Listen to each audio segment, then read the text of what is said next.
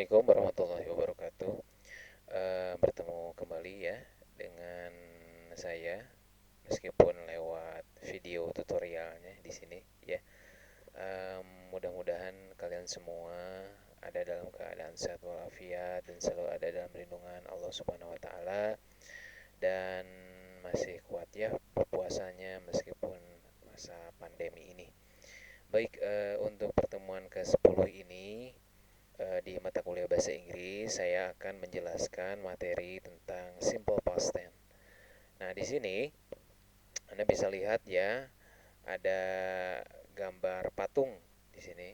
Ya, this is a statue of Mozart, 1756 until 1791. Ini usianya. Wolfgang Amadeus Mozart was an Austrian musician and composer.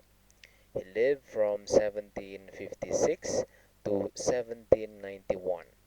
He started composing at the age of 5 and wrote more than 600 pieces of music. He was only 35 years old when he died. Nah, ini adalah salah satu contoh dari penggunaan past simple.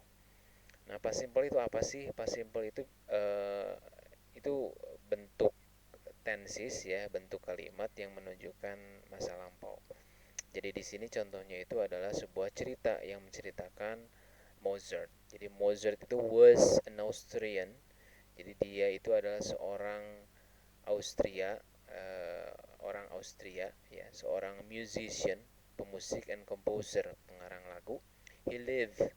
Nah, live dia tinggal dulunya itu, atau dia hidup di sini dari tahun 1756 sampai 1791. He start composing, dia mulai mengarang lagu at the age of 5, pada usia 5 tahun, and wrote dan menulis more than 600 piece of music, 600 musik, 600 lagu mungkin ya. And he was only 35 years old when he died, dan dia masih usianya 35 tahun ketika dia meninggal. Nah, di sini kita lihat penggunaan kalimatnya kan menggunakan was, live, ya, kemudian start, wrote, kemudian was lagi, kemudian died. Nah, ini adalah penggunaan dari simple past atau past simple. Oke, selanjutnya di sini di bawahnya disebutkan very often the past simple ends in ed, regular verbs. Jadi biasanya kalau simple past ini kan menggunakan verb kedua ya, dan biasanya verb kedua yang digunakannya itu rata-rata kebanyakannya itu yang akhirannya ed. Seperti misalkan di sini contohnya I work in a travel agency now. Before that I work. Nah, ini yang pakai ed. In a department store ya. Kemudian yang lainnya juga sama, invited, decided, stop, pass gitu ya. But many verbs are irregular. Tapi ada juga kata kerja yang termasuk yang irregular, yang tidak beraturan ya.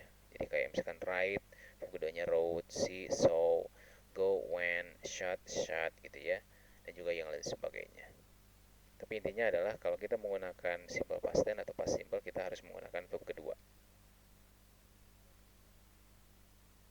Oke, nah kemudian di sini disebutkan in question and negatives we use did or didn't plus infinitive.